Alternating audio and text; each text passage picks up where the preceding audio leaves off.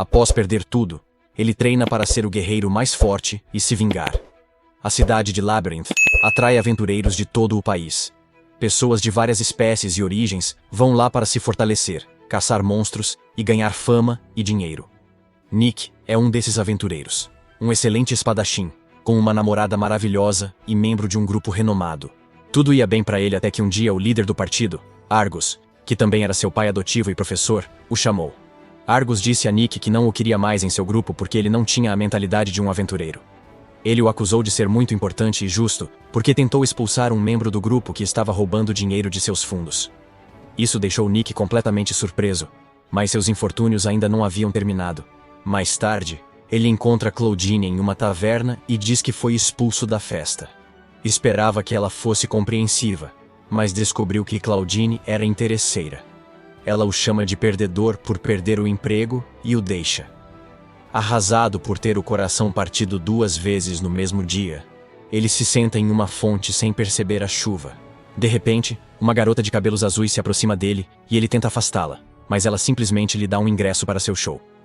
Ela revela que é uma nova ídola chamada Agathe e pede a Nick que vá ao seu show se não tiver nada melhor para fazer. Ela deixa o ingresso e o guarda-chuva com ele e foge, chamando-o de Mr. M. Stray Dog e pedindo que ele vá com certeza. Nick decide ir ao show dela, por que não? Mas assim que vê a Agathe se apresentar, ele fica totalmente viciado. Ele se torna um ídolo otaku e gasta todo o dinheiro que tem em produtos da Agathe. No dia seguinte, ele vai à Adventurers Guild, porque precisa de mais dinheiro para gastar em mercadorias. Ele tenta encontrar uma festa que o aceite, mas todos já estão com a festa cheia. Nick, então, vê um rapaz loiro sozinho em um canto e decide falar com ele. Mas a dúvida surge ao lembrar da última festa de que foi expulso. Ele perde a chance e outro recruta o loiro. Sem falar com ninguém o dia todo, Nick vai à taverna beber cedo e esquecer seus fracassos. Senta-se sozinho, bebendo cerveja barata e comendo comida sem sabor, enquanto slogans sobre amizade ao redor o enojam mais que a comida. De repente, um grupo de 3 pessoas chega à taverna e tem que dividir a mesa de Nick, porque não há outra mesa livre. Eles se sentam um a um, e Nick percebe que não estão juntos. A primeira delas é uma garota rica, que usa roupas elegantes, e carrega uma varinha com uma grande pedra mágica. Nick percebe que ela é de uma família nobre, mas se pergunta por que uma pessoa como ela está aqui. O segundo parece um padre pelo uniforme, mas já está bêbado, e cheira a perfume feminino barato. O Nick percebe que ele acabou de chegar da área da luz vermelha. Além disso, ele também não tem a medalha de clérigo, o que significa que foi demitido da igreja. A última pessoa é uma garota dragão que tem cicatrizes por todo o corpo, e Nick percebe que ela já viu seu quinhão de batalhas. Mas no fundo, ela parece um animal assustado e ferido. Finalmente, a bebida chega, e Nick quer fazer um brinde a tudo o que perdeu hoje, e aos 3 perdedores que compartilham a mesa. Com ele, depois de beber, bateu a caneca, gritando que não se pode confiar nos humanos. Não estava só, todos gritaram o mesmo. Percebem que são semelhantes e compartilham histórias. A garota rica, Tiana, é a primeira. Ela conta que já foi a melhor aluna da escola de magia mais prestigiada do país. Todos a elogiavam por suas habilidades e humildade. Um dia, ela foi ao refeitório e encontrou seu noivo sentado com outra mulher. A princípio, Tiana não suspeitou de nada, então começou a contar a ele sobre seu dia e como os professores a elogiaram por sua nova magia. No entanto, o noivo acabou se revelando um lixo misógino com um ego muito pequeno e frágil. Ele estava se sentindo ofuscado pelas conquistas de Tiana e começou a gritar com ela por ser muito importante. A garota também acusou Tiana de menosprezar alunos não nobres. Disse que Tiana fez coisas com professores por notas melhores, e seu noivo acreditou. Ele não deu a Tiana chance de se explicar e terminou com ela. Com o coração partido, Tiana deixou a escola e pediu permissão ao pai para viver só.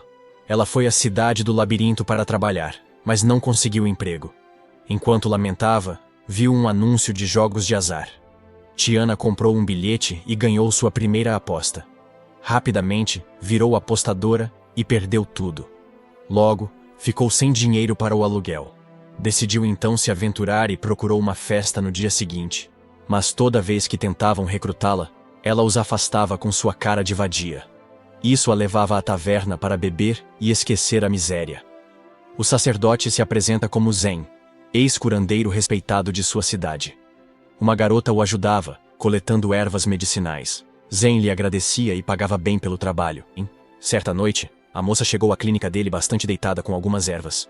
Zen tentou lhe dar uma moeda, mas ela agarrou sua mão, pedindo que ele a amasse como uma mulher. Ora, Zen era um homem de caráter e disse à moça que não podia namorar ninguém porque era padre, em vez de lhe dizer que ela era muito jovem para namorar alguém. A garota ficou profundamente magoada com suas palavras e fugiu, chorando e xingando-o. No dia seguinte, enquanto Zen tratava seus pacientes, sacerdotes entraram na clínica e o levaram. Zen viu a ajudante atrás deles, triste e magoada. Ele tentou falar com ela e perguntou o que houve. Descobriu que ela o acusava de assédio. Porque ele recusou sua proposta, ela chorou, jogou as moedas que recebeu de Zen, dizendo que ele as deu para silenciá-la. Bem, sem chance de se explicar, Zen foi preso por 3 meses. Ao sair, foi exibido para a multidão furiosa e banido de sua cidade natal. Zen chegou a uma pousada decadente numa cidade próxima, onde a bela senhora de pele morena já o conhecia. Ela sorriu, e Zen notou sua dor nas costas, então ofereceu-se para curá-la. Ele aparentemente a matou na cama à noite, e pela manhã ela se sentiu melhor. Ela disse a Zen que ele é uma boa pessoa e deveria ir à cidade do labirinto, tornar-se aventureiro e viver livremente. Ela lhe deu roupas de clérigo, um cajado e um livro de magia. Zen hesitou, mas a mulher insistiu, pois eram de uma amiga aventureira. Depois, Zen passou a gostar de mulheres maduras e estava na cidade para se divertir enquanto trabalhava como aventureiro. A garota dragão é a última, e quando Nick pede sua história, ela se assusta. Diz que algo precioso foi roubado por alguém próximo, e todos acham que é sobre sua virgindade. Mas Karin, a garota dragão, está bêbada demais para explicar. Eles bebem mais um pouco, e na manhã seguinte, Nick acorda e se vê em um lugar estranho com seus amigos de bebida da noite passada. Tiana diz a todos que esse é o quarto dela e pede que saiam. Todos saem, mas de repente, Nick pede que parem. Ele pergunta se eles acham que se separar aqui é a escolha certa para eles. Ele diz que, se eles ficarem juntos, poderão ganhar dinheiro suficiente para viver confortavelmente. Ele enfatiza que todos eles são párias que não têm lugar em lugar nenhum. Portanto, devem criar uma festa entre eles. Todos eles aderem imediatamente ao plano e vão à guilda dos aventureiros para se registrar. O velho recepcionista olha para eles e percebe que Nick é o principal jogador ofensivo de um grupo bem conhecido, e que Karin é a única pessoa na história que conseguiu sair viva da masmorra de nível C. Ela pergunta o nome deles e Nick diz que serão os Survivors. Naquela noite, todos se reúnem e Nick propõe regras para evitar traições. A primeira é que ninguém deve interferir na vida alheia, cuidando de seus próprios assuntos. Em segundo lugar, todos vigiarão o dinheiro, garantindo que não fique com uma só pessoa. Em terceiro lugar, o mais importante, eles sobreviverão todos os dias. Na manhã seguinte, exploram masmorras de nível G. Fáceis, mas precisam derrotar o chefe. Zen e Tiana nunca lutaram, então Nick ensina como vencer o chefe e lidar com monstros de nível M. Ele mostra um monstro de lodo e água, ensina a matá-lo e tirar o núcleo para vender. Tudo parece bem. Elas continuam conversando e rindo. No próximo andar, onde eliminam os núcleos, Tiana diz que é fácil e que pode lutar contra adversários mais fortes, pois já derrotou goblins e um orc. Então, ela escorrega em uma gosma e outra prende em seu rosto. Ela as elimina enquanto Nick ri, dizendo para ter cuidado. Tiana, no entanto, reage de forma exagerada e, irritada, tenta atirar no lodo com seu ataque de magia de gelo, mas acaba se envolvendo em um pequeno fogo amigo. Felizmente, Karin é uma aventureira experiente e bloqueia a magia dela com sua espada. Mas o clima muda quando Tiana tenta se desculpar. Mas Karin desconversa, dizendo que ela tentou confiar nela, mas é isso que ela está fazendo no primeiro dia. Os dois discordam constantemente, mas finalmente conseguem chegar ao último andar. Zen observa a gosma rosa à frente, e Nick menciona que é o chefe que precisam derrotar. Sem hesitar, Tiana corre e lança um feitiço de gelo. O gelo congela o lodo, mas logo ele explode, afogando todos em uma gosma pegajosa. Todos saem da masmorra, alcançando seu objetivo, mas agora precisam lavar a substância pegajosa enquanto se lavam. Nick diz a Tiana que ela precisa se acalmar e pedir conselhos quando não sabe nada sobre algo. Ele também diz a Zen para ficar no final, pois ele não tem capacidade ofensiva. Ele percebe que nenhum deles confia nem um pouco um no outro, então começa um exercício com eles. Ele tira a roupa até as calças e coloca tudo na frente delas, explicando que é bom com espadas e armas pequenas, mas não usa magia, não cura ninguém e nem usa armas pesadas como Karin. Explica que as pessoas temem o desconhecido, mas agora sabem seus limites, o que pode aumentar a confiança nele. O padre acaba explicando seus poderes e fraquezas, dizendo que ele é bom em curar pessoas, mas não tem absolutamente nenhuma capacidade ofensiva, e pode ser facilmente derrotado por qualquer tipo de habilidade mágica ou física. Tiana vai em seguida, e para mostrar o quanto está se desculpando, acaba indo à frente de Karin e dizendo que é boa em magia de gelo e vento, mas também pode fazer magia de raio e terra, enquanto sua maior fraqueza é a magia de fogo e o combate corpo a corpo. Ela então volta e se senta em sua lei de tremer depois de se sentir rejeitada por Kurin, mas acaba jogando uma bola de fogo perto dela para iniciar uma pequena fogueira que pode mantê-la aquecida. Eles fazem as pazes e acabam indo para a Goblin Forest, onde são atacados por um bando de goblins. Nick explica que esses goblins não são muito fortes, mas atacam em grupos e podem colocar armadilhas se os aventureiros não forem cuidadosos. Um dos goblins tenta atingir Zen, que consegue bloquear o ataque antes de Nick matar o goblin com um golpe rápido. Em seguida, ele vai em frente e corta vários goblins em pedacinhos antes de Zen ser novamente salvo por Tiana de um ataque. Eles derrotam a primeira onda com sucesso, enquanto Nick pede a Tiana que descubra onde os outros goblins estão se escondendo, pois ela tem a habilidade de detectar magia. Ela lhes diz que há mais 10 goblins à frente, antes de ficar um pouco nervosa ao dizer que ela notou um goblin que tinha 5 vezes mais magia do que o normal. Nick então avisa que se trata de um hobgoblin, uma forma evoluída e muito poderosa, que geralmente só é vista em estágios mais avançados. Zen sugere que eles deveriam recuar, mas Nick insiste que não podem fazer isso, pois se recuarem, os goblins vão acabar atacando os vilarejos próximos. Ele planeja dizendo que hobgoblins são quase imunes à magia. Então, ataques físicos de Karin são a melhor opção. Ele diz a Zen que ele e Kurin atacarão, enquanto Zen os fortalece e Tianana dá cobertura de fogo. Todos concordam e a batalha começa. Kerman e Nick correm para os goblins. Tiana usa fragmento de gelo para matar alguns e Zen continua fortalecendo-os. O hobgoblin chama mais alguns goblins ocultos, enquanto Nick trabalha rapidamente com os que estão à sua frente. Karin confia em Tiana e continua correndo na frente, enquanto Tiana usa seus fragmentos de gelo para matar os goblins à sua frente. Karin vai direto para o hobgoblin e dá um enorme golpe de espada de fogo, matando-o imediatamente, enquanto Nick acaba com o resto. Eles se parabenizam e, em seguida, Nick explica que eles precisam extrair os chifres dos goblins, pois eles serão vendidos no mercado. Karin acaba se aproximando deles e finalmente revela sua história. Ela lhes diz que os dragões sempre devem trabalhar ao lado de um herói a quem apoiam com suas vidas. Para ela, um homem chamado Kalius foi essa pessoa que ela conheceu recentemente. Ele sempre foi muito gentil com ela, e em troca, ela estava sempre pronta para arriscar a vida por ele. Um dia, ele lhe disse que eles precisavam entrar em uma masmorra de nível C para cuidar de coisas. E obviamente, ela concordou rapidamente. Antes de entrar nas masmorras, ela coloca suas coisas importantes, incluindo um pingente do pai, em uma bolsa. Mas Kalius chega e diz que não podem levar tanto, então ela deve deixar a bolsa. Ela confia nele e vai com seus 2 comparsas. Nas profundezas, ela mata muitos monstros insetos, enquanto os outros apenas colhem a recompensa. Mais tarde, Kalius diz a ela que agora eles têm de lutar contra o chefe final, que é uma cobra gigante dentro de um pote. Ele explica que, se a cobra os vir, ela se esconderá dentro do pote, onde eles não poderão atingi-la com ataques mágicos. Então Karin precisa atacar o pote para que ela saia para atacá-la, e então eles acabarão com ela. Karin concorda, e imediatamente corre em direção ao pote, movendo-o, o que faz com que o monstro cobra saia do pote e comece a atacá-la. Um mago ataca a cobra com fogo, e ela se prepara para um ataque mágico. Karin pergunta a Kalius o que ocorre, mas ele diz para continuar atacando. Ela confia nele e ataca a cobra, esperando ajuda. No fim, a cobra a captura e usa seu hálito tóxico, ferindo-a. Ela cai no chão, quase inconsciente.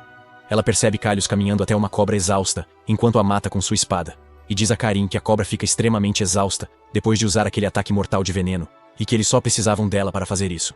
Eles riem dela, deixando-a morrer enquanto saem da masmorra com todas as recompensas. De alguma forma, ela conseguiu escapar da masmorra e se arrastou de volta para a taverna onde estavam hospedados antes de cair na frente da porta principal. Porta. Todos ao redor da área a cercaram e começaram a fazer perguntas, pois Kalius havia dito a eles que Karin havia morrido na masmorra. Ela perguntou a eles onde ele estava, mas o dono da taverna respondeu que ele havia deixado a cidade há algum tempo. Karin imediatamente corre para seu quarto, onde seu pior medo se tornou realidade ao encontrar sua bolsa, que continha o pingente de herança que era a joia do Rei Dragão, desaparecida.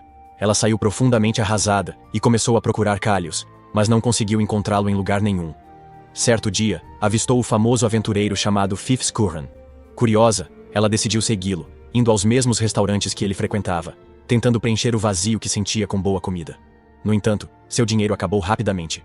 E então, ela tomou a decisão de encontrar uma maneira de ganhar dinheiro para poder continuar comendo mais dessas deliciosas refeições. Foi quando ela conheceu nosso grupo. No dia seguinte, Nick passa tempo com Karin no mercado, comendo e conversando sobre a vida, fortalecendo a confiança. À noite, eles voltam à taverna, onde mais pessoas os reconhecem. A recepcionista assistente os chama para cima, onde a antiga recepcionista espera com um trabalho especial só para eles. Ela explica que há uma instalação especial criada por uma civilização antiga que criou uma espada usando uma tecnologia que hoje está perdida. O trabalho deles é recuperar essa espada, pelo que serão muito bem pagos. Nick pega todos os detalhes e no dia seguinte, eles entram na instalação, matam os monstros e seguem em frente. A instalação parece ser muito avançada tecnologicamente para a época, pois tem câmeras, luzes automáticas e tudo mais. Eles chegam a uma área onde uma lâmpada verde está acesa, mas quando Nick tenta verificá-la, a parede cede e se abre para uma sala escura gigante. Todos se aventuram dentro da sala, onde as luzes se acendem e uma voz começa a falar com eles, parabenizando-os por sua jornada até agora. Eles percebem que as vozes estão vindo de uma espada quebrada no meio da sala, mas logo percebem que essa é supostamente a espada lendária que eles foram enviados para recuperar. Eles pensam um pouco antes de pegar a espada. A espada resiste, pedindo que não a vendam, pois já está trancada aqui dentro há tempo suficiente e quer ver alguma ação. De repente, ocorre uma grande explosão, e a espada diz para eles se prepararem. Como seu guardião, o Golem acordou. Por causa disso, em meio à poeira, uma criatura gigante semelhante a uma bolha emerge e começa a caminhar em direção a eles, com um rosnado poderoso. Rápido no gatilho. Tiana, imediatamente lança um monte de pingentes de gelo no monstro, mas consegue absorvê-los enquanto Karin corre até o monstro para cortá-lo em pedaços. A espada grita para que ela se afaste, mas Karin não ouve, e o monstro acaba atirando os pingentes de gelo de volta nela. Um dos pingentes de gelo a atinge no estômago, enquanto o outro a atinge na cabeça, derrubando-a. Zen imediatamente começa a curá-la, mas Nick decide atacar, percebendo que as condições são as mesmas. O problema pode ficar muito ruim em breve. Ele tenta cortar as pernas, mas o Golem se regenera imediatamente e começa a atacá-lo. Nick grita para que os outros levantem Karin rapidamente e corram em direção à porta para que possam escapar. Ele continua se esquivando dos ataques enquanto a espada amarrada em suas costas grita para ele que nenhum ataque à distância ou armas afiadas podem ferir o monstro e que ele deve usá-la, pois essa é a única maneira de matar o Golem. Nick decide seguir as instruções e pega a espada, que imediatamente emite uma luz brilhante e se transforma mais ou menos em um sabre de energia. O resto do grupo está tentando romper a porta, mas Tiana informa que a porta é indestrutível e que eles não podem fazer nada a respeito. O Golem ataca Nick novamente, mas dessa vez, ele se esquiva do ataque e golpeia o Golem, cortando um de seus braços. Surpreendentemente, no entanto, a parte cortada do Golem ganha vida própria e agarra Nick, enquanto o Golem o soca através das prateleiras e em um buraco no chão. Tiana imediatamente usa um feitiço de congelamento no Golem e grita para Karin encontrar Nick e se certificar de que ele está seguro. Felizmente, o feitiço parece funcionar, pois o Golem fica congelado no lugar, enquanto Karin passa correndo pelo buraco. Surpreendentemente, o Golem sai do gelo e avança. Zen fortalece Tiana, que usa o feitiço de congelamento de novo, para dar tempo a Curran e Nick fugirem. Karin encontra Nick sob escombros no porão e começa a removê-los. Nick pede que ela fuja, mas ela se recusa, dizendo que ou saem juntos ou nenhum sai. Ela tira a última pedra de Nick e o ajuda a levantar, fortalecendo sua fé nela. A espada pede a Nick para lançar um feitiço. Zen e Tiana estão exaustos, sem magia, e o Golem se aproxima. Quando tudo parecia perdido, Nick sai do buraco e explode o Golem em pedaços. Tiana e Zen ficam chocados ao ver que Nick se fundiu com Kurin e se tornou um só, com um belo conjunto de escudos e asas. Isso aconteceu graças ao poder da espada antiga, que na verdade é a Sword of Bones. O núcleo do Golem ainda parece estar ativo, pois se regenera mais uma vez, mas Nick é extremamente poderoso em seu estado de fusão, e usa sua espada para destruir completamente o Golem, deixando seu núcleo cair no chão. De repente, Karin e Nick se separam e caem no chão, ofegantes, com a espada nas mãos. Eles voltam para a guilda e dão uma réplica da espada à recepcionista, pois a espada virou um menino de cabelos brancos chamado Kizuna, que pediu para não ser vendida. Felizmente, tudo dá certo, e eles retornam à casa de Tiana, dividem o dinheiro e seguem seus caminhos. Seu tempo livre. Mais tarde, Nick e o grupo se encontram em uma taverna, e Nick mostra quanto dinheiro ainda tem. Após gastarem tudo, Quase não sobra para lanches, o que os entristece. Nick os anima a ir para a próxima masmorra. Eles entram e acham um lago gelado com criaturas congeladas. Eles veem um ogro gigante no gelo e se aproximam em silêncio, prontos para uma emboscada. Kurin chega mais perto, tratando como um jogo. Kizuna, querendo mostrar seu valor, corre para o ogro gritando, arruinando a emboscada. Ele saca a espada quando o monstro levanta a clava de gelo e atinge Kizuna, mas ele bloqueia com a espada. Todos se surpreendem, pois o ogro parece forte e não esperavam que Kizuna bloqueasse o ataque com sua espada fina. O ogro recua e lança gelo, mas Kizuna rebate como em um jogo de tênis. Ele corre até o monstro e tenta acertá-lo com a espada, mas o ogro bloqueia com a clava. Kizuna sorri e usa uma habilidade incrível, criando um clone que envolve o ogro, cortando-o. Os dois homens o atacam dos lados e o matam. Todos o cercam. Nick comenta que está cansado, mesmo sem fazer nada. Kizuna diz que é porque usou a resistência e mana de Nick para as habilidades, pois estão conectados. Eles saem da masmorra. Tiana e Zen querem descansar, mas Karin, Kizuna e Nick têm fome, e vão a um restaurante próximo. Quando Nick vê a lanchonete que estão visitando, ele se apaixona ao notar que é a mesma que frequentava com sua ex, onde ela terminou com ele. Ele tenta convencer os outros a irem a outro lugar, mas eles já estão dentro, e ele é obrigado a segui-los. Lá dentro, pedem a comida, mas Nick parece desanimado. De repente, ele ouve uma voz familiar e se vira para ver sua ex-namorada Claudine com outro rapaz sentado no mesmo lugar em que ela costumava se sentar com ele. Ele percebe que o rapaz parece estar lhe dando um presente de aniversário, enquanto ela lhe diz que precisa de dinheiro para voltar para sua cidade natal, pois sua mãe está muito doente. O pobre ingênuo imediatamente lhe diz que ela não precisa se preocupar, pois ele dará um jeito. Nick já está farto disso, e vai até o assento deles e se senta ao lado do cara, para o horror de Claudine. O pobre rapaz parece estar muito confuso enquanto Nick pergunta ao bebê quantas vezes o aniversário dela acontece em um ano, pois há alguns meses ela comemorou o aniversário com ele e ele lhe deu um presente. O rapaz parece estar extremamente confuso, enquanto Claudine se vira para ele e o manda ir embora. Nick provoca mais, dizendo que achava que a mãe dela já estava morta por precisar de dinheiro para o funeral meses atrás. Ela se irrita, levanta e joga o presente em Nick antes de sair correndo. Ele olha triste, enquanto Nick diz para não se preocupar, pois se esquivou de uma bala. Na manhã seguinte, Nick e o grupo estão em uma taverna tomando café, quando um tigre enorme derrama bebida nele. Nick não parece perturbado ao descobrir que sua ex-namorada e o tigre vieram até aqui para se vingar. O tigre, chamado Leon, diz que ouviu dizer que Nick estava irritando Claudine. Nick simplesmente sorri e diz a ele que não fala mais com garimpeiras. Em resposta, Leon diz a ele para resolver a questão lá fora, e os dois saem sozinhos. Eles entram em um beco escuro, onde Nick se prepara para brigar. Mas Leon imediatamente começa a se desculpar, e diz a ele que não quer mais nada com ele. Nick se aproxima de Claudine e pensa em deixá-la, pois já usou bastante para ganhar dinheiro. Acontece que Claudine é membro do partido de Leon e estava trabalhando com eles para enganar as pessoas. Leon acha que Nick também está roubando o partido com o qual está trabalhando atualmente, e pede que ele se junte à gangue depois que terminar de roubar todo o dinheiro deles. Isso enfurece Nick, que simplesmente dá um uppercut enorme que faz Leon voar. O gato imediatamente se levanta e, como um covarde total, saca seu machip antes de tentar atacar Nick. Nick, no entanto, simplesmente se esquiva do ataque antes de contra-atacar e prendê-lo no chão com um armlock. De repente, ele é surpreendido por um ataque mágico em suas costas. Ele se vira para ver um mágico que parece estar na equipe de Leon. Antes que eles possam atacar Nick juntos, Karin chega e usa sua cauda para pendurar o mágico nerd de cabeça para baixo, enquanto Nick simplesmente se afasta. Leon tenta atacar, mas é forçado a parar quando vê a velha senhora da guilda, que o manda ir embora imediatamente antes que ela chame os guardas. Leon, no entanto, diz a ela que está oficialmente desafiando M. Nick para um duelo, para a surpresa de todos. Todos entram, e Leon revela que eles terão um duelo matemático no qual Nick e ele lutarão um contra o outro no ringue, enquanto uma pessoa de cada equipe resolverá problemas de matemática. Quem responder mais rápido e corretamente, dará ao colega um golpe grátis no outro. Esse duelo é novo, exceto para Nick. A senhora traz uma sacola com nomes das equipes para escolher quem resolverá os problemas. Da equipe de Leon, Claudine é escolhida. Infelizmente, da equipe de Nick, Karin é escolhida. Mas ela não sabe matemática básica, pois nunca precisou.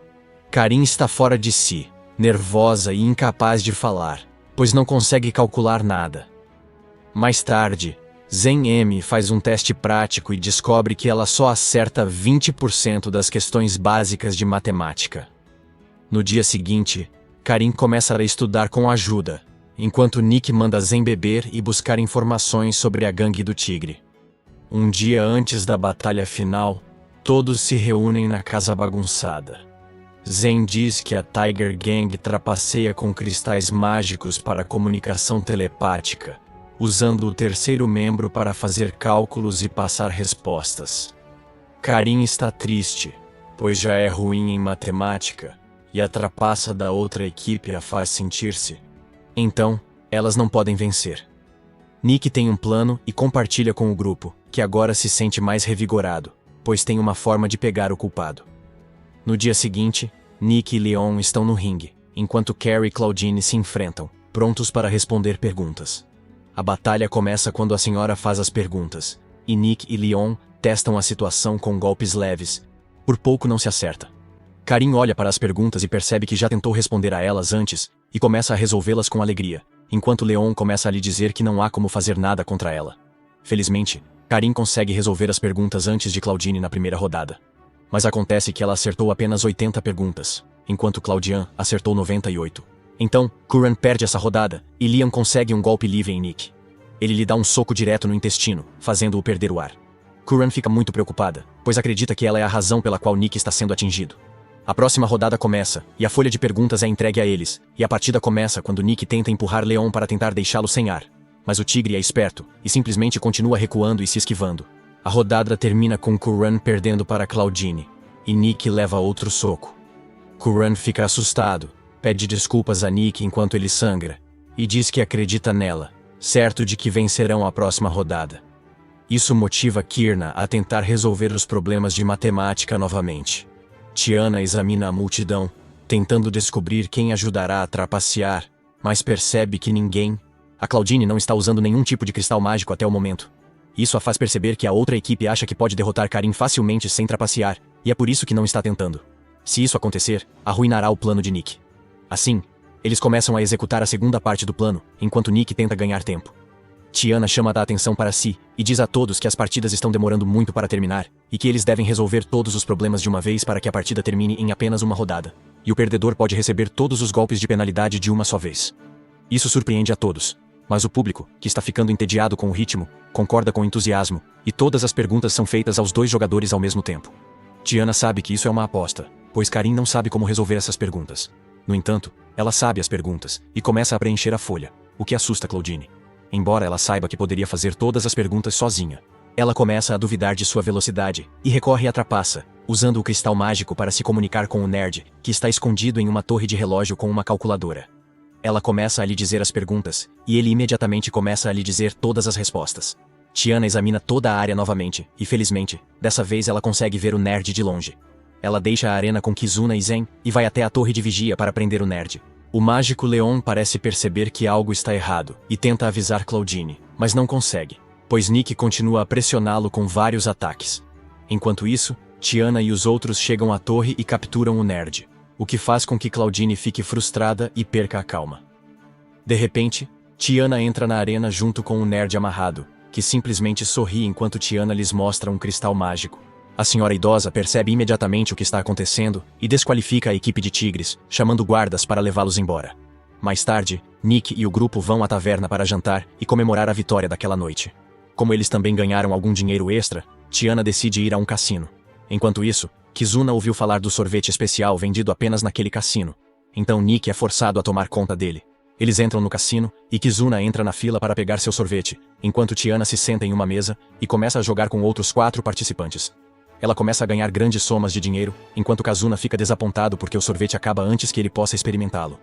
Ele diz a Nick que prefere ir embora agora, mas Nick diz a ele para observar como as pessoas jogam por um tempo.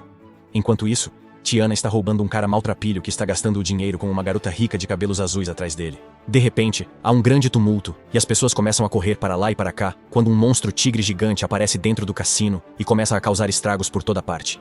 Ele afasta todos os guardas e acaba encurralando Tiana, perguntando-lhe onde está Nick.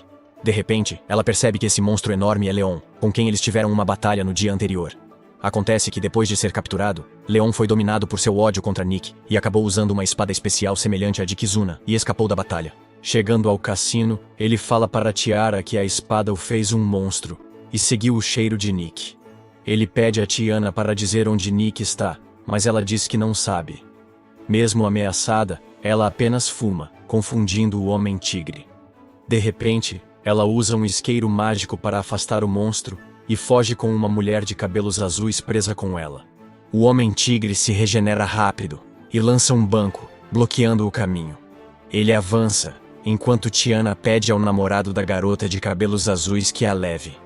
O monstro pega sua espada para matá-la, mas Nick chega e bloqueia com sua espada de energia. O tigre, furioso, xinga e extrai mais poderes sombrios, virando um monstro maior. Monstro maior. O monstro tenta dar um soco em Nick, mas ele se esquiva elegantemente antes que Tiana diga a ele para se fundir com ela, para que possam acabar com isso. Eles recuam e usam o poder de Kizuna para se fundirem em uma bela cavaleira com uma armadura incrível e a capacidade de voar. Tiana usa uma habilidade de bola de gelo, mas Leon se desvia e atravessa a parede antes de se perder. Ele entra no cassino, quebrando tudo em seu caminho e jogando as pessoas ao redor. Tiana usa um escudo de prisma de gelo que o prende e começa a espetá-lo com pingentes de gelo, mas ele também consegue escapar do escudo. Finalmente, ele é colocado em repouso quando Tiana usa as cartas do cassino, que tem propriedade antimágica para selar o efeito da espada que Leon tinha. O gatinho volta ao normal e adormece depois de perder seu poder, e Tiana sela a espada em uma prisão de gelo para que ela nunca mais possa ser usada. Leon é levado novamente para a cadeia, onde Nick o visita alguns dias depois, e os dois parecem fazer as pazes e esquecer a inimizade, antes de Nick dizer a ele para sair da cadeia, logo para que possam sair para beber.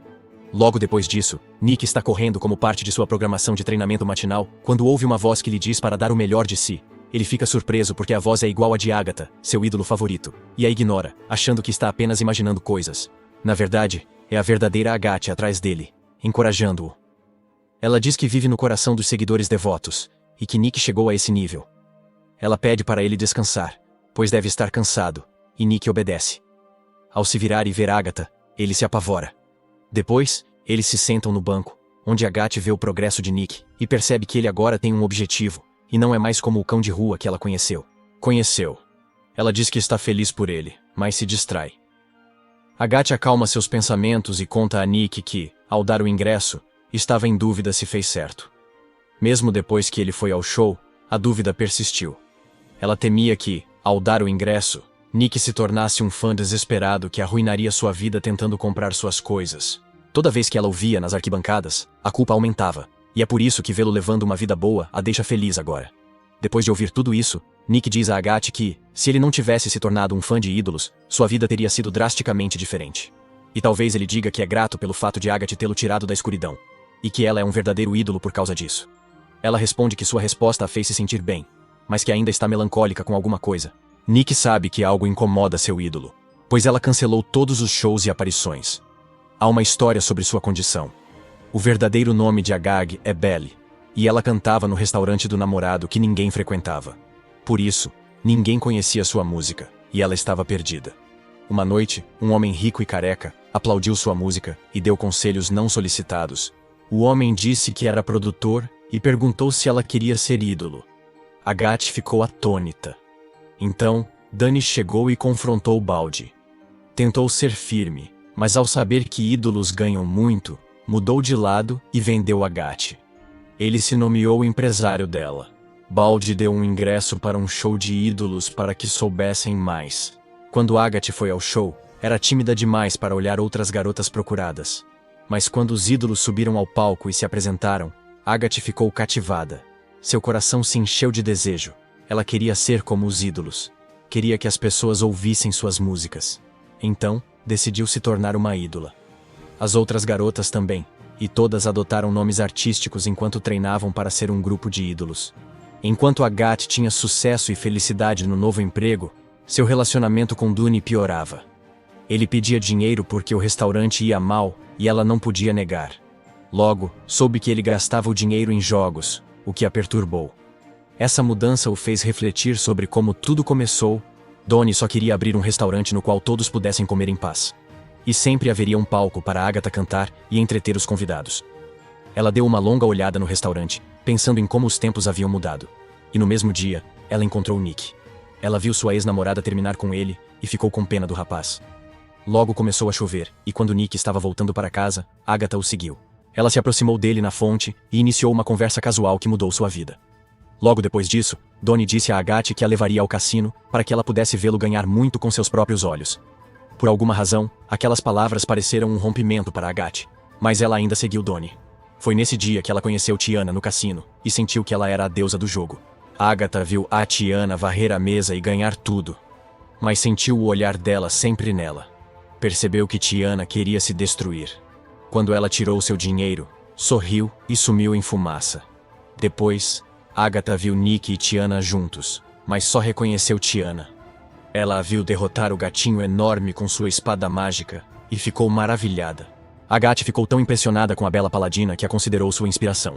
No dia seguinte, o produtor careca pagou todas as dívidas de Donnie e disse a ele para se concentrar em cozinhar sem nenhuma distração.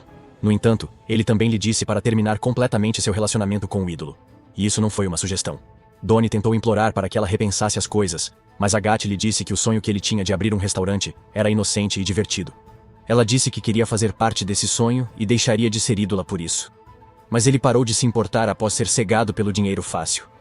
Agatha disse que sua vida e personalidade poderiam piorar. Quanto mais tempo juntos, mais deveriam se separar. Donnie riu, aceitando o destino e a separação.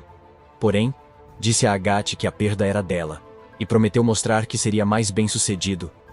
Donnie começou a se afastar, e Agatha se aproximou uma última vez para entregar a carta da rainha que pegou ao ver Tiana. Ela deu a Donnie, dizendo que a deusa do jogo o protegeria. Ele pegou a carta, chamando a ideia de tolice, e saiu da sala se despedindo. Assim terminou a história do rompimento deles. Agatha logo viu Danny trabalhando no fundo do poço, mas ambos decidiram não interagir. No presente, Agatha voltou com um show solo. Nick está entre o público, como esperado, e logo Agatha sobe ao palco. Ela pede desculpas aos fãs por ter feito uma pausa repentina e diz a eles que, durante o intervalo, ela se encontrou com a deusa. Agatha fala sobre o incidente no cassino, quando uma bela cavaleira derrotou o monstro tigre, e Nick se apavora ao perceber que ela estava lá naquele dia. Agatha diz que a bela e lendária paladina lhe deu esperança e inspiração e que escreveu uma nova música pensando nela. Ela começa a cantar a música com seus colegas de equipe, atuando nos papéis secundários. Agatha jura ao lendário paladino que se tornará um verdadeiro ídolo que trará esperança para a vida de seus fãs. No dia seguinte, quando Nick está tomando um drink depois de se exercitar no parque, ele de repente ouve a voz de Agatha. Ela finge ser a voz interior dele e brinca escondida. Nick pergunta se está bem, pois parecia abatida antes. Agatha diz que se sente deprimida às vezes, pois é humana. Ela fala das preocupações das pessoas e, de repente, vê um filhote perdido, chama-o e começa a brincar. Nick responde que quando as pessoas resolvem algo que as incomoda, elas conseguem avançar. E isso é realmente algo ótimo. Alguns dias depois, Kizuna menciona um artigo intrigante sobre o misterioso Stepping Man, que é um suposto sequestrador com poderes extraordinários que ninguém consegue deter. Karin diz que eles deviam derrotar um sequestrador tão malvado, mas Nick a tranquiliza dizendo que o Stepping Man é só uma lenda urbana. Kizuna se irrita e mostra a Nick depoimentos das testemunhas, mas Nick os descarta e pede que ele não acredite em tudo que lê em revistas de fofoca. Mesmo assim, Kizuna continua falando do Stepping Man, e uma nerd de cabelo verde ouve ao passar. Ela coloca seu cartão na janela e se apresenta como Olivia, uma das redatoras-chefe da revista que Kizuna está segurando. Ele lhe diz que é um grande fã do trabalho dela, e, então, Olivia entra dizendo a todos que não é apenas escritora, mas também aventureira. Ela pula de um lado para o outro, e faz alguns movimentos de ginástica para mostrar como é legal. Ela tropeça e esbarra em Kurin, e segue seu caminho. Mais tarde naquela noite, Zen está voltando do Distrito do Prazer, e vê uma garota à frente. De repente, ela é puxada para as sombras e desaparece, e Zen perde parte da ressaca. Enquanto isso, Nick levou Kizuna a um show de ídolos. Eles conversam sobre Agatha enquanto voltam. Quando Kizuna sente que Zen está em perigo, eles correm até ele e encontram um fantasma invisível tentando machucá-lo. Nick se apavora ao perceber que a história do homem que pisa é real. Mas Kizuna entende o truque da invisibilidade. Ele lança uma espada no Stepping Man, mas ela ricocheteia. O homem fica surpreso por ser visto. Kizuna cria clones de sombra para atacar. mas o escalador salta, ataca com uma corrente de aço, destrói os clones e foge. Fora. Kizuna o amaldiçoa e vão até Zen, que segurava a garota que o homem tentava sequestrar. Levam-na ao local favorito de Zen, onde a chefe cuida de Hana. Perguntam sobre o incidente, e ela diz que o homem tem vingança contra ela. Ela acha que ninguém acreditará por ser criança, mas Nick garante que sim. Hana revela que sua mãe sempre saía de casa à noite para lutar contra o Stepping Man, mas agora ela está perdida e foi internada no hospital. Ela diz que sua mãe sabia que o Stepping Man estava levando as crianças embora, mas ninguém acreditava nela. Zen diz que eles acreditam na história de Hana porque viram o misterioso sequestrador com seus próprios olhos. Ele até elogia o ato corajoso da mãe de Hana, que tentou lutar sozinha contra o Stepping Man. As palavras dele comovem Hana, que se levanta com um gesto brusco e pede que Zen a aceite como discípula. Ela diz que a bravura dele quando tentou salvá-la antes a comoveu e vai em direção a ele, mas Nick a impede.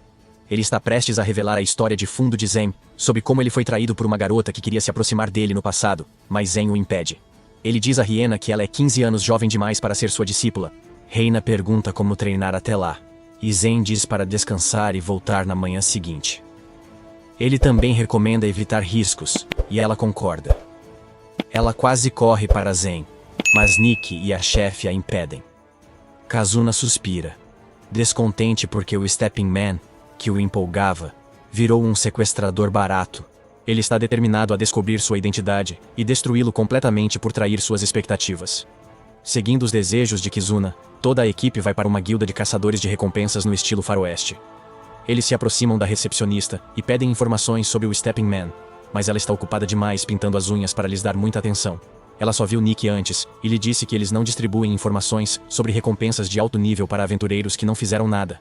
Mas Tiana e os outros distorcem suas palavras, dizendo que o Homem Degrau tem alta recompensa, forçando a recepcionista a compartilhar informações. Ela entrega o pôster de procurado de Hale Hardy, com recompensa média, como primeira tarefa. Ela diz que a equipe não terá problemas com ele, chamando a atenção de todos. Todos conhecem os sobreviventes, mas alguns têm inveja, especialmente um cara moreno de rabo de cavalo e tapa-olho. Ele diz que a caça às recompensas não é para amadores, mas Tae Hyan não deixará isso. Ela afirma que encontrarão Hale Hardy e o trarão, e o Sr. Rabo de Cavalo aposta que não. Ele não devia ter usado aposta, porque Tiana colocou uma bolsa de moedas na mesa como aposta. Ela pede ao Ponytail para combinar com ela, e ele fica nervoso. Tiana pede à guilda para ganhar dinheiro e apostar nessa chance, transformando tudo em um festival de jogos de azar. As pessoas apostam o aluguel e economias nesse desafio. Nick e a equipe chegam à pior parte das favelas, onde nem cavaleiros vão. O líder da favela os cumprimenta e pergunta o motivo da visita. Nick diz que estão em uma caça às recompensas e oferece dinheiro por informações. O velho se recusa a falar sobre o alvo, mas Nick quer saber se algo estranho ocorreu na área. O líder fala sobre filhotes e coisas irrelevantes, então a equipe decide buscar o alvo sozinha. Ao sair, o líder dá um conselho. Ele pede a eles que se afastem da pessoa chamada Nalgava quando ele estiver trabalhando. Ele não fala muito sobre Nalgava, mas insiste que ele é alguém importante. Eles se aprofundam na favela e o cheiro ruim começa a incomodar Karin. Logo eles se deparam com alguns bandidos que tentam extorquir um pedágio deles. Mas Karin e Kizuna os despacham rapidamente, enquanto Nick pega o líder deles e pergunta sobre Hale. O bandido lhe diz a localização e pede que ele pelo menos pague pela informação. Todos simplesmente o ignoram, mas Zen fica um pouco sensível com o cara, dizendo que ele vai morrer em breve. Ele tenta diagnosticá-lo e pergunta o que há de errado com seu corpo, e depois de um pouco de luta, o bandido diz que não consegue dormir há algum tempo. Ele faz uma birra dizendo que estranhos como eles não têm o direito de interferir em sua vida quando não entendem nada sobre ela, mas Karin lhe diz que sim. Zen então entrega ao bandido uma bolsa com medicamentos que podem acalmá-lo e diz que é o pagamento por suas informações para agradecer a Zen pelo medicamento. O bandido também o avisa que Hale é um corredor rápido e que escapará se os vir chegando. Eles logo entram na área onde Hale está, e Zen se sente mal pelas pessoas que têm de viver nesse buraco infernal de merda. Kizuna avista Hale, que está tendo alguma ação com sua namorada. Nick arromba a porta, assustando Hale e sua namorada quando Nick declara que eles estão aqui para receber sua recompensa. A garota foge, e Hale tenta manter todos distraídos enquanto tenta escapar pela janela. Infelizmente para ele, Kizuna já está lá para impedir sua fuga. Hale é amarrado e levado para fora, mas nesse momento um padre chega e detém Nick e seu grupo. Ele pergunta a eles para onde estão levando seu paciente, e Hale chama o homem de doutor. Nelgava, o padre severo, Tenta alertar os aventureiros de que ninguém deve mexer com seus pacientes. Mas Nick diz que estão ali pela recompensa pela cabeça de Hale, que cometeu quase todos os crimes, menos assassinato. Galva chama Hale de tolo por desperdiçar sua vida no pecado, e diz que só pode curar doenças, não culpa. Ele diz a Nick que não impedirá que leve Hale. Ele acrescenta que Hale tem uma doença grave chamada doença do demônio amarelo, e que só quer tratá-lo uma última vez antes que ele seja levado embora. Nick diz ao velho que seu paciente pode ser executado, e seu tratamento pode ser desperdiçado, mas Zen lhe diz que ele está errado. Ele fala sobre como os sacerdotes devem tentar salvar todos que puderem e, então, Naldava pergunta se ele também é um sacerdote. Zen o corrige, dizendo que ambos são ex-sacerdotes. Ele pergunta a Nalgava por que está lá, já que um sacerdote que trata doenças de demônios amarelos deve ser habilidoso. O homem não responde claramente. De repente, Kizuna M pergunta ao sacerdote careca sobre o homem que sequestra à noite, e ele diz que não. Hal ri, dizendo que este lugar está cheio de sequestradores, então quem liga para uma pessoa? Quando Nalgama pede para cooperar, ele menciona uma repórter que vem e dá doces para as crianças falarem. Depois, Nick e a equipe levam Hale à guilda dos caçadores, e a recepcionista fica surpresa por acharem ele em um dia. Tiana vai ao Sr. Rabo de Cavalo e pega todo o dinheiro das apostas. Ele tenta dizer que parte é de quem apostou nela, mas ela o ignora e leva o dinheiro à recepcionista. Tiana pede à recepcionista para comprar o máximo de bebida possível e oferecer à guilda. Todos comemoram e dizem que Tana sabe se divertir, até Ponytail admite a derrota. No dia seguinte, de ressaca, a recepcionista entrega a recompensa pela captura de Hale e informações sobre o Stepping Man. Há detalhes vagos sobre ele, como consertar calhas e mandar pessoas que ficam acordadas tarde irem dormir. Não há informações confiáveis, e a recepcionista diz para capturarem pessoas reais, não fantasmas. Nick fala que procuram o sequestrador que finge ser o Stepping Man. A recepcionista não sabe de sequestradores, mas conhece alguém que dá doces para falar com crianças, aqui no Guild. É a mesma escritora Olivia de antes conversando com Hannah agora. Nick e Zen riem, mas Kazuma está curioso. Comenta que não viu o rosto dos sequestradores, mas eram leves e usavam correntes. Karin diz que quando Olivia caiu, parecia pesada, e pode ter enrolado as correntes. Nick ri, mas diz a Karin e Kizuna para bloquearem as saídas, suspeitando de Olivia. Ele se aproxima e pergunta o que ela faz após dar doces às crianças. Olivia se mostra confusa enquanto Zen leva a chefe e Reina embora. Nick então pergunta a Olivia se ela tem que viajar muito como repórter, e ela afirma. Ele pergunta se o trabalho dela envolve pular de telhado em telhado, e ela não faz ideia.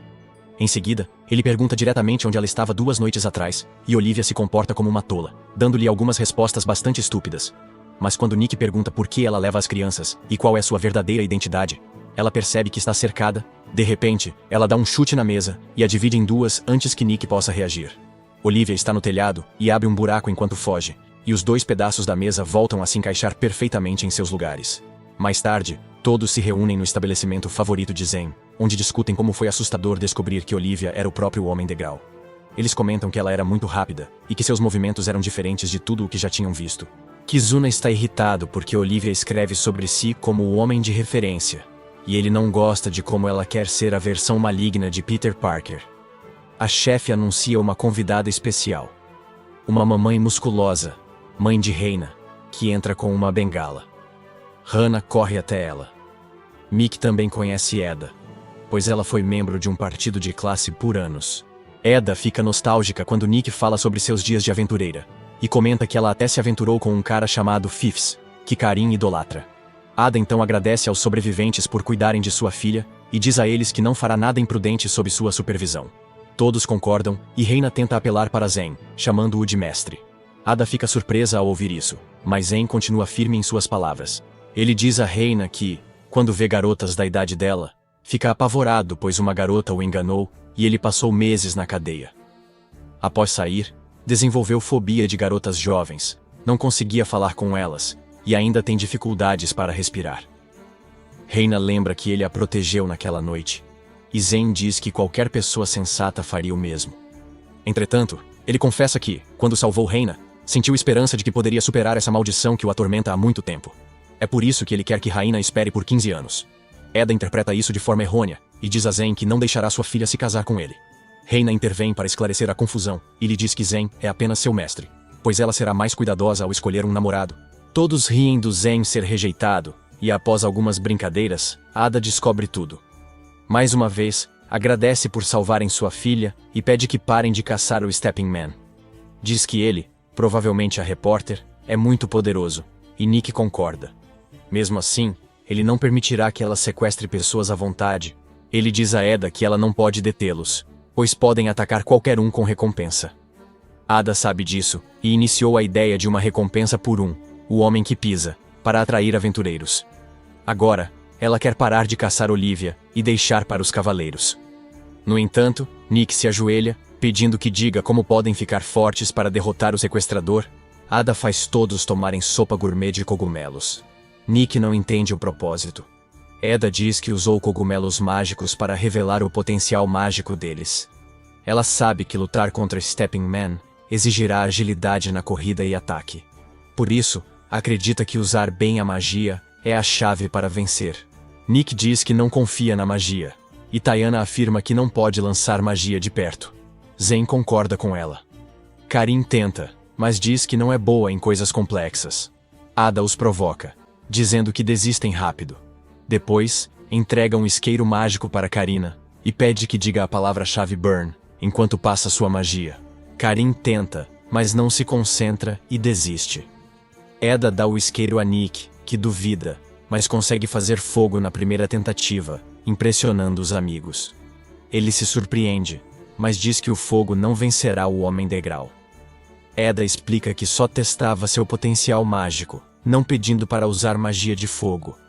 Ela solta um foguete com o isqueiro e diz a Nick que, com prática, ele também conseguirá. O treinamento começa.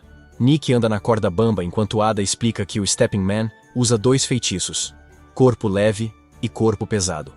Como Nick estará em combate próximo, ela quer treiná-lo com corpo leve e pede que ele pule 10 vezes na corda. Nick acha que seria um trabalho fácil, então ele começa a pular. Ele aterrissa na corda todas as vezes sem nenhum erro, e todos acham que ele conseguirá fazer isso facilmente.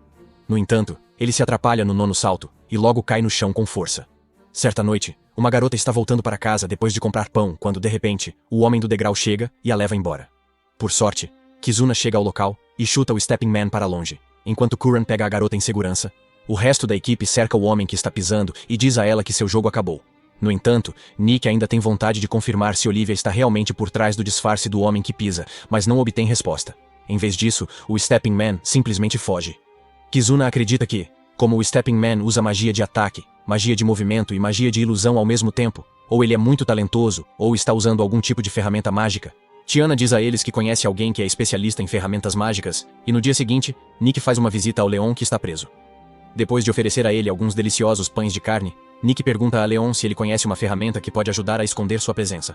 O tigre fica sério ao ouvir isso, e responde que ele deve estar falando da joia do Rei da Ilusão, que geralmente é incorporada a outra ferramenta mágica para ser usada. Nick pergunta como ele pode combatê-la, e Leon lhe diz que, para quebrar a ilusão, ele só precisa pegar o nome do usuário. No entanto, Nick pegou o nome de Olivia, e a ilusão não foi quebrada, o que significa que há outra pessoa por trás do disfarce. No dia seguinte, Nick está de volta ao treinamento, e dessa vez, consegue dar uma cambalhota frontal na corda bamba que Ada continua empurrando.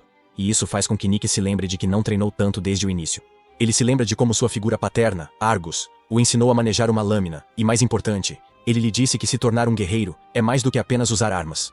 No presente, Nick consegue pular facilmente de uma garra dessa linha para a outra, mostrando sua agilidade antes de aterrissar no chão. Seus amigos também chegaram lá naquele momento. Zin relata que foi conversar com as pessoas cujas casas tinham goteiras e telhados danificados. Nick entende que, fazendo isso, eles podem descobrir as rotas regulares que o Stepping Man faz, porque ele pula de um telhado para outro. Ele dá uma olhada na rota que eles descobriram, e ela os leva de volta às favelas. Eles perguntam ao líder da favela se ele tem alguma informação nova para eles, e ele não pode lhes dizer nada além da morte de 2 cachorros. Ele acrescenta que uma garota morta da favela foi levada recentemente para o cemitério comum, mas ninguém sabe nada sobre ela, e ele nem mesmo se lembra do rosto dela. Quando o grupo retorna das favelas, uma névoa espessa os envolve, e Kizuna sente que um inimigo os está seguindo. Ele avisa seus amigos usando telepatia, e de repente, Olivia salta de uma árvore próxima em direção a eles. Ela começa a atacar Nick com alguns golpes de Kung Fu, mas ele usa a magia de corpo leve e pula sobre a cabeça dela para evitar seus ataques. Ao ver que Olivia o acusa de ser o Stepping Man, Nick lhe diz que ela é a tal. Ela ataca novamente, e enquanto Nick se esquiva da grade, é atingido pelo soco de Olivia. Kizuna se junta à luta com clones, Mas Olivia também usa magia de clone e rapidamente lida com eles. Todos ficam chocados, mas Nick lembra das palavras de Leon e pergunta confiante se ela é a verdadeira Olivia. Ao ouvir, Olivia age como tola de novo. Ela diz que, embora ele a tenha acusado de ser o Stepping Man, ela não vai usar isso contra ele. Nick está perplexo e sugere que eles conversem sobre isso. Olivia então lhes diz que ela é um Stepping Man, mas não o Stepping Man que sequestra pessoas. Ela diz que, antigamente, o nome Stepping Man era usado para todos os esquisitos que pulavam nos telhados. Mas agora alguém está se aproveitando disso. Nick comenta que, se ela tivesse contado isso na guilda dos caçadores de recompensas, tudo seria mais fácil, mas ela não liga. Ela conserta a grade com força bruta, e Nick pergunta sobre a habilidade de clone que ela usou. Ela ameaça expor Kazumina, que usa magia antiga, e ele diz que também a denunciará. Eles decidem fazer um acordo e trabalhar juntos para capturar o Stepping Man. Depois, vão ao cemitério onde o corpo do garoto da favela está. Abrem o caixão e não veem nada estranho, mas Olivia pede que descrevam o rosto da garota. Ninguém consegue. Olivia explica que algo interfere nos sentidos e habilidades deles. Decidem virar a garota, e uma pedra preciosa vermelha cai do corpo. Zen pega, e Olivia diz que é um fragmento da joia do Rei da Ilusão. Todos se perguntam por que esconder a identidade da garota morta. Olivia esmaga a pedra para apagar efeitos, e descobrem uma marca de queimadura no braço e uma verruga no pescoço. Zen inspeciona os olhos e vê sintomas de tratamento para a doença do demônio amarelo. Mais tarde, eles procuram informações sobre a garota, e descobrem que ela era filha de um ferreiro, e que desapareceu há mais de um mês. Eles decidem devolver o corpo da garota aos pais, e Zen diz que eles podem vingá-la. Depois disso, Nick lhe pergunta se ele descobriu a identidade do homem que pisa, e ele afirma, dizendo que eles devem detê-lo a todo custo. Na noite seguinte, quando o Stepping Man está se balançando pela cidade usando suas correntes, Nick o intercepta no ar e o derruba com um chute. Os dois pousam no telhado, e o homem que pisa diz a Nick que seu corpo de luz ainda está fraco, mas suas artes marciais são boas. Nick pergunta por que ele comete crimes do mesmo jeito sempre. Quer saber se é por excesso de confiança ou se quer ser pego. O Stepping Man ataca, mas Nick desvia facilmente e corre para atacá-lo. Ele grita que descobriu como ser um bom criminoso, e o motivo dos sequestros do Stepping Man, encontrado nas favelas. Eles continuam trocando golpes, e o homem no degrau diz que Nick não descobriu a coisa mais importante. Nick diz que ele está errado, e comenta que sempre quis saber por que uma curandeira habilidosa como Nalgava estaria nas favelas. Ao escrever o nome de Nalgava, a ilusão se desfaz, e o Padre Severo era o Stepping Man. Ele parabeniza Nick pela dedução. Nick responde que o cadáver tinha a doença do demônio amarelo. Ele se pergunta como essa doença mortal e infecciosa está limitada às favelas e não se espalha pela cidade. Diz que deve haver um fator humano. Zen já havia dito isso. Nick sabe que Nalgava sequestra pessoas para testar uma cura para a doença do demônio Elo. Nalgava diz que eles não têm mais nada para conversar e Nick o ataca. Ele continua bloqueando os ataques, mas então Nick salta bem alto e lhe dá um chute forte. Nalgava bloqueia o chute e avisa Nick que o teto não resistirá a esse tipo de pressão. Mas foi exatamente por isso que Nick fez isso. O teto racha e os dois caem no prédio abaixo. Lá, Nalgava descobre que está cercado pelos membros do grupo de Nick, e até mesmo a rota de fuga no telhado está cortada. Zen se aproxima e pergunta a Nalgava por que ele está fazendo tudo isso. Ele responde que sua filha morreu da doença Yellow Demon, e Zen comenta que descobriu isso em sua pesquisa. Ele fala sobre como a maioria das pessoas pensa que a doença Yellow Demon é apenas uma DST. Mas um dia, a filha de Nalgava entrou em contato com o sangue do paciente, enquanto cuidava dele, e logo perdeu a vida. Agora Gav revive sua raiva ao ouvir isso. Ele diz que sua filha só queria ajudar, mas espalharam boatos desagradáveis sobre ela, dizendo que contraiu a doença por ser folgada. Zombaram dela mesmo após a morte. Gaba estava furioso, e decidiu encontrar uma cura para vingar a filha, sem se importar com quantos morram no processo. Zen pergunta como ele pode ser tão cruel e inspirador ao mesmo tempo. Nalgava lhe diz que todos têm mais de um lado de sua personalidade, e que nenhum dos lados é falso. Zen se aproxima do velho padre, e lhe conta sobre a garota que acabaram de encontrar no cemitério comum. Ele diz que quando entregou o corpo dela aos pais, e explicou a causa de sua morte, todos na localidade choraram por ela. Zen diz que ela não era uma garota aleatória sem nome porque, mesmo que Nalgava não se importasse com ela, havia pessoas que se importavam. Nalgava ri e tosse, dizendo a Zen que mesmo se o prenderem, o problema não acaba. Zen concorda, dizendo que só podem avançar passo a passo. O velho sacerdote se levanta e Kizuna sente alguém se aproximando, avisando a todos.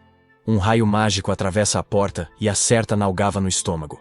A porta é arrombada, e um homem em armadura demoníaca diz a Naogava que seu tempo acabou. Agora. Ele entra e Naogava pergunta ao homem por que ele está aqui. O homem de armadura responde que preferiria ajudá-lo, mas que ele já falou demais, então ele está aqui para silenciá-lo para sempre. Zen tenta curar Naogava, mas o homem de armadura o afasta, pedindo-lhe que economize sua magia, pois ele vai matar sua equipe em seguida. Karin e Tiama o atacam com seus ataques de fogo e gelo, mas ele rapidamente se esquiva dos dois e os afasta também. Aproveitando-se disso, Zen cura Naogava, que o alerta sobre estar perdendo tempo. Ele diz a Zen que está errado ao focar em outra coisa. Quando a equipe está em apuros, Naogava afirma que a bondade dele é egocentrismo, e isso matará todos. Zen fica chocado ao ouvir isso, e Nick pede para se fundir com ele. Com os outros abatidos, Zen hesita, e Nick também é atingido pelo cara blindado. Zen entra em pânico, percebendo que, por causa de sua indecisão, eles perderam outra chance. Ele não sabe o que fazer, mas então ouve uma mensagem telepática de Olivia, que lhe diz que ela vai lhe dar algum tempo para que ele se decida. Então, de repente, Olivia aparece do telhado e chuta para longe o homem blindado. Ela caminha em direção a ele, chamando-o de ladrão de ferramentas mágicas, executor de rituais estranhos e fornecedor de armas para os adoradores do deus demônio. Ela conhece o cara pelo codinome White Mask, mas ele não sabe quem ela é. Olivia entra em detalhes para se descrever, e White Mask diz que seu conhecimento excessivo fará com que ela seja morta. Ele avança em sua direção, mas ela detém sua espada com as próprias mãos antes de ganhar velocidade e atacá-lo por trás. Antes que White Mask tenha tempo de reagir, Olivia lança uma enxurrada de ataques contra ele e quebra sua máscara. Mas ela continua se regenerando enquanto eles conversam. Ela diz que a máscara é uma relíquia da civilização antiga e que seus ataques não conseguirão atravessá-la. Enquanto isso, Nick e Zen finalmente realizam o feitiço de união e se fundem um com o outro. White Mask fica chocado ao ver a magia antiga sendo usada aqui e se pergunta se eles estão usando a lâmina sagrada que não foi usada na última guerra. A União Zemnick sabe que White Mask também está usando algo semelhante a eles e decide mostrá-la a eles. Ele usa seu poder especial e prende a Olivia em fuga em uma esfera vermelha. Ele a leva ao chão e Olivia não consegue nem se levantar. O Máscara Branca explica que a esfera vermelha aumentou a gravidade, a temperatura e a pressão do ar, e que um ser humano normal não aguentaria muito tempo dentro dela. Ela só consegue xingar o Máscara Branca em resposta, e Zen quer ajudá-la. Mas Kizuna o proíbe de fazer isso porque ele também ficaria preso na esfera vermelha. De repente, o Máscara Branca ataca, mas Zen bloqueia o golpe. Ele usa sua mobilidade para acelerar o White Mask, que mal se defende. Fica chocado ao ver Zen se virando no ar, criando apoios invisíveis. Sua concentração na Red Sphere cai, liberando Olivia. Ela se levanta, quebra a esfera com magia e lança um pote pesado no White Mask. Ele se esquiva e avança para Zen. Após prever a trajetória, acerta-o. Mas era o que Zen queria. De repente, o Kizuna em forma de cruz voa e atinge o White Mask no rosto. Todos acham que acabou, mas o White Mask retira a arma da máscara, que se cura instantaneamente. Ele admite que são mais fortes do que pensava e, em perigo real, escapa do jogo. Zen e Kuran destroem o lugar com uma explosão gigante. O prédio está em frangalhos, mas todos escaparam ilesos, exceto Naogava, preso nos escombros. Zen e Karin vão ajudá-lo, mas Olivia impede. Naogava diz a Zen que é tarde para ele, pois foi afetado pela doença do demônio amarelo. Ele pede que o deixem e fujam antes que o prédio desabe, mas Zen ainda lança um feitiço para anestesiar a dor nele antes de ir embora. O prédio começa a desmoronar, e Naogava diz que contará à sua filha no céu a história da luta com os aventureiros, e que ela certamente adorará. Zen e os outros têm de fugir enquanto o prédio está desmoronando, e depois de alguns minutos, é apenas um monte de escombros. Zen lamenta a morte de Naogava, e Kuran lhe diz para não ficar tão triste porque, no final, ele salvou a alma do velho sacerdote. Ele se emociona ao ouvir isso e começa a chorar novamente. Com isso, o caso do Stepping Man foi encerrado, mas Olivia diz que eles não podem relaxar ainda. White Mask ainda está à solta, e há pessoas ainda mais poderosas do que ele o controlando. Ela afirma que, se os mestres dele lhe deram permissão para usar armas proibidas, a situação é mais séria do que eles pensam.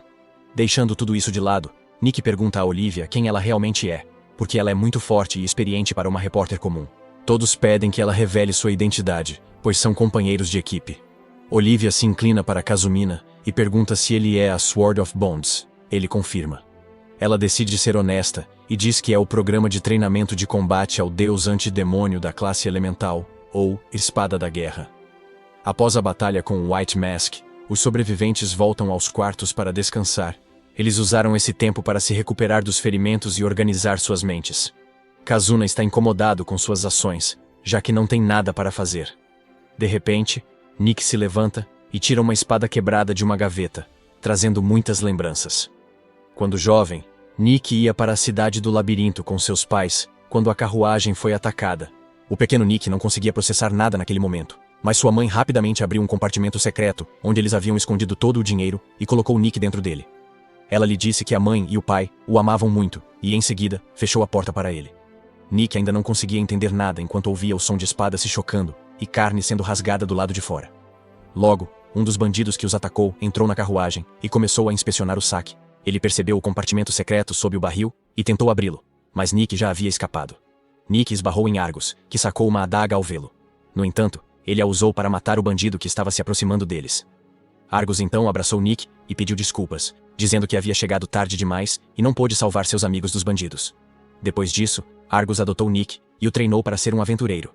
Ele o levou para a área com Slime em sua primeira missão também, e ele continuou lhe dizendo que os aventureiros deveriam confiar uns nos outros, mas sem baixar a guarda. Naquela época, Nick ainda era desajeitado, e Argus riu quando ele escorregou no lodo. Logo, Argus o presenteou com uma espada curta depois que ele se tornou um aventureiro de verdade. Mas essa espada foi quebrada em uma luta contra um monstro. Nick segura a mesma espada quebrada que contém tantas lembranças no presente. Ele lembra de quando Argus o expulsou da festa e se pergunta se poderia ter ficado. Adormece pensando no passado e acorda com a chuva. Mais tarde, Nick levanta, senta na cama e ouve uma voz familiar. Vai à janela e vê Egg na estrada, cantarolando. Ela está preocupada, pois parece que a chuva não vai parar. Nick abaixa o guarda-chuva que ela deu no primeiro encontro. Ela agradece e pergunta seu nome, pois nunca perguntou antes. Nick diz que é um cachorro de rua que adora ídolos, e ela sorri. Falam sobre como chovia no dia em que se conheceram. Agathe sussurra que também foi salva naquele dia. Continuam conversando, e embora a mão de Nick canse segurando o guarda-chuva, Agathe diz para ela ainda espera a chuva parar, mas só aumenta. Zen está nas favelas, gerindo a clínica de Naugava após sua morte e lidando com pacientes. Ele percebe que as pessoas respeitavam Naugava, mostrando que era um bom médico, apesar de seu lado maligno. Zen sente que tenta substituir Naugava para homenageá-lo em outro lugar. Tayana acorda. Ela olha a lua, pensando como a vida anda entediante. Sente-se distante da rotina, mas ainda aposta em corridas de cavalos aquáticos para manter tudo igual. Mesmo sem ninguém para machucá-la ou traí-la, e mesmo vencendo, está entediada. No dia seguinte, o grupo está reunido no lugar habitual, e Karin chega por último.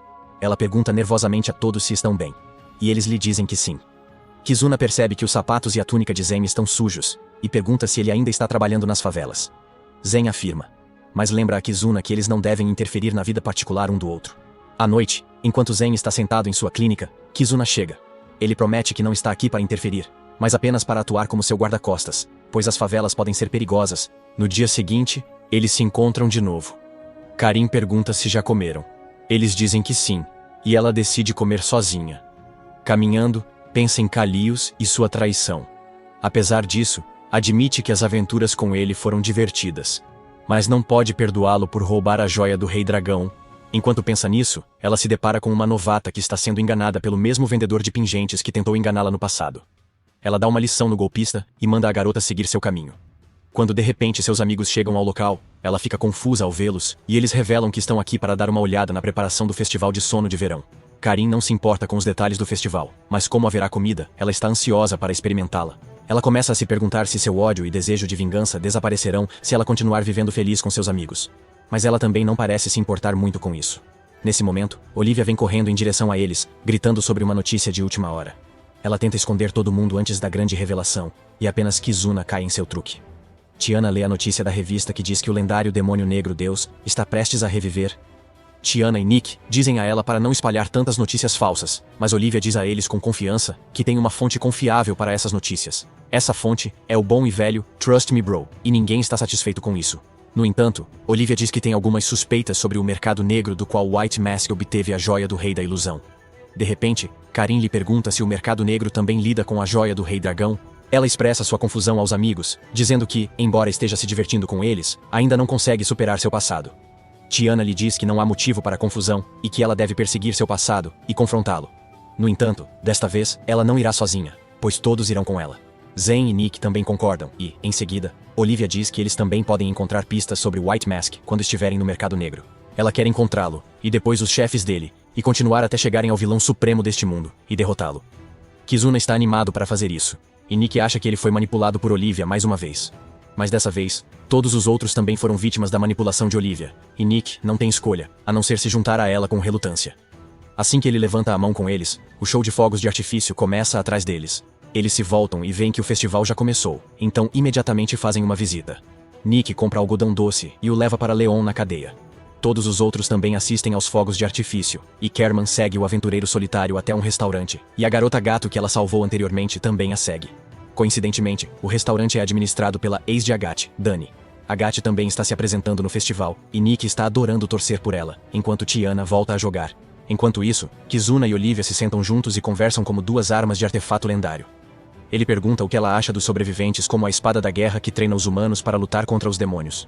Olivia diz que eles são as pessoas que derrubarão o deus demônio um dia, mas esse dia está muito distante.